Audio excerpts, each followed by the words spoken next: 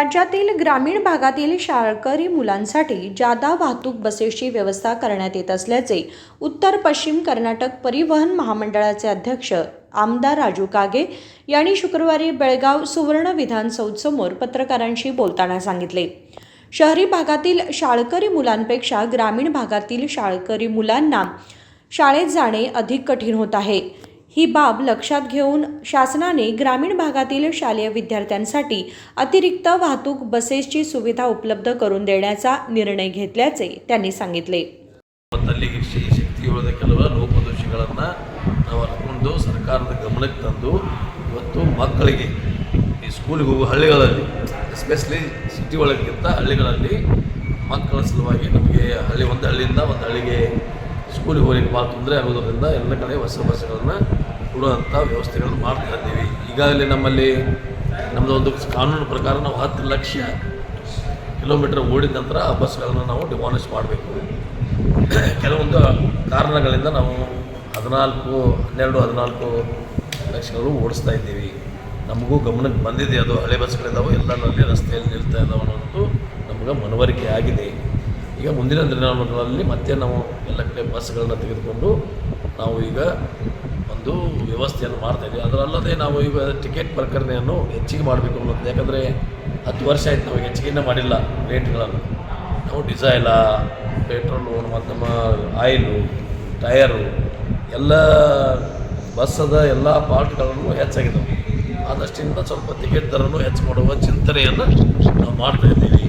ನಾವೀಗ ಇಲ್ಲೇ ನಮ್ಮ ವಾಯುವ್ಯ ಕರ್ನಾಟಕ ನಾವು ಸ್ವಲ್ಪ ಹಾನಿಯಲ್ಲಿದ್ದರೂ ನಾವು ನಡೆಸ್ತಾ ಇದ್ದೀವಿ. ಯಾಕಂದರೆ ನಾವು ಕೊಟ್ಟಂಥ ನಮ್ಮ ಗ್ಯಾರಂಟಿಗಳಲ್ಲಿ ಅದು ಒಂದು ಶಕ್ತಿ ಯೋಜನೆಯೂ ಒಂದು ಗ್ಯಾರಂಟಿ ಇರುವುದರಿಂದ ನಾವು ಸ್ವಲ್ಪ ಲಾಸ್ ತೆಗೆದ್ರೂ ಸರ್ಕಾರ ಅದನ್ನು ಸರಿಪಡಿಸ್ಕೊಂಡು ಹೋಗ್ತಾ ಇದ್ದೀವಿ. ಮುಂದಿನ ದಿನಮಾನಗಳಲ್ಲಿ ನಾವು ಒಂದು ಹಂತಕ್ಕೆ ಲಾಭದಾಯಕವಾಗಿ ನಮ್ಮ ವಾಯುವ್ಯ ಕರ್ನಾಟಕ ರಸ್ತೆ ಸಾರಿಗೆ ಲಾಭದಲ್ಲಿ ಬರುವಂಥ ಚಿಂತನೆಯನ್ನು ನಾವು ಮಾಡ್ತಾ ಇದ್ದೀವಿ.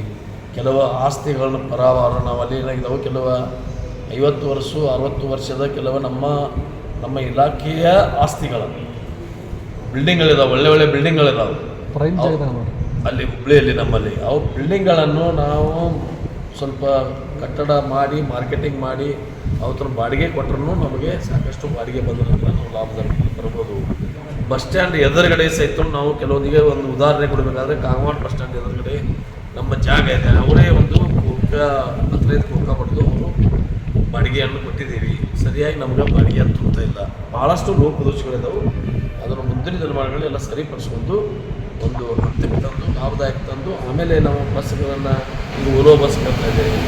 ಈಗ ಬೆಂಗಳೂರು ಬಸ್ಗಳು ನಮ್ಮಲ್ಲಿ ಅಥಣಿ ಬೆಂಗಳೂರು, ಧಾರವಾಡ ಬೆಂಗಳೂರು, ಆಮೇಲೆ ನಮ್ಮಲ್ಲಿ ಪುನಃ ಬೆಂಗಳೂರು ಗಾಡಿನೂ ಕೇಳ್ತಾ ಇದ್ದಾರೆ. ಎಲ್ಲ ಬರಬೇಕಾದ್ರೆ ನಮ್ಗೆ ಹೊಸ ಬಸ್ಗಳು ಲಾಂಗ್ ರೂಟ್ ಹೊಸ ಬಸ್ಗಳು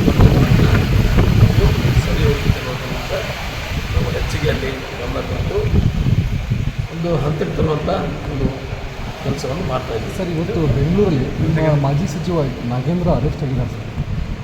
ಇಡಿ ಅವರು ಅರೆಸ್ಟ್ ಮಾಡಿದ್ದಾರೆ. ನನಗೆ ಅದ್ರ ಬಗ್ಗೆ ಮಾಹಿತಿ ಇಲ್ಲ, ಅದು ನನಗೆ ಹೇಳಲಿಕ್ಕೆ ಬಯಸಲ್ಲ. ಕಾಂಗ್ರೆಸ್ ಅಧಿವೇಶನ ಸಂದರ್ಭದಲ್ಲಿ ಇದು ಮುಖಮಂಗಲ ಅದು ನೋಡೋಣ. ಅದನ್ನು ಅವಾಗ ನಮ್ಮ ಮುಖ್ಯಮಂತ್ರಿಗಳು ಉತ್ತರ ಕೊಡಲಿಕ್ಕೆ ಸಿದ್ಧರಿದ್ದಾರೆ. ಅವರು ಸಮರ್ಥವನ್ನು ತಾವೆಲ್ಲ ನಡೆಯುವ ರಾಜಕಾರಣದಾಗೆಲ್ಲ ಆದಲ್ಲವು ಅದು ಏನೇನೋ ತಂದೆಲ್ಲ ಪಾರ್ಟಿ ಮೇಲೆ ಹಾಕ್ತಿರ್ತಾರೆ.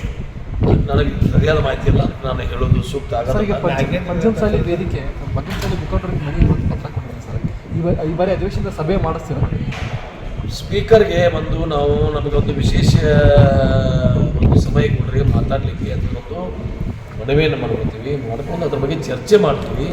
ಚರ್ಚೆ ಮಾಡಿದ ನಂತರ ನಾವು ಎಲ್ಲ MLAಗಳು ಮಾತಾಡಿದ ನಂತರ ಮುಖ್ಯಮಂತ್ರಿಗಳು ಅದಕ್ಕೆ ಏನು ಉತ್ತರ ಕೊಡ್ತಾರೋ, ಇಲ್ಲಿಗಳ ಕಾನೂನು ಪ್ರಕಾರ ಏನು ನಮಗಲ್ಲಿ ತೊಂದರೆಗಳಿದಾವೆ, ಏನು ಅಡಚಣೆಗಳಿದಾವೆ ಅದನ್ನು ಕೇಳ್ಕೊಂಡು ಅದನ್ನು ಸೆಂಟ್ರಲ್ ಗೌರ್ಮೆಂಟಿಗೆ ಶಿಫಾರಸು ಮಾಡ್ರಿ ಅನ್ನುವಂಥ ಮಾತನ್ನು ಮುಂದಿನ ಅಧಿವೇಶನದಲ್ಲಿ ಅದ್ರ ಬಗ್ಗೆ ಚರ್ಚೆ ಮಾಡ್ತೀವಿ. ರಾಜೀನಾಮೆ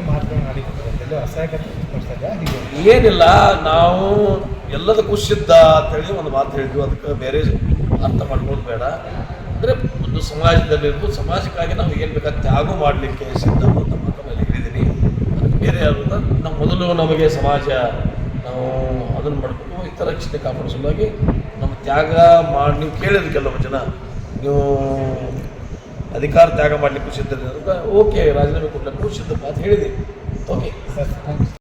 कायद्यानुसार 10 लाख किलोमीटर प्रवास करणाऱ्या परिवहन बसेस बंद कराव्यात, परंतु काही कारणांमुळे 12 ते 14 लाख बसेस धावत असल्याचे आमच्या निदर्शनास आले आहे, असे ते म्हणाले. संकल्प शिंदे, KMM मराठी, बेळगाव.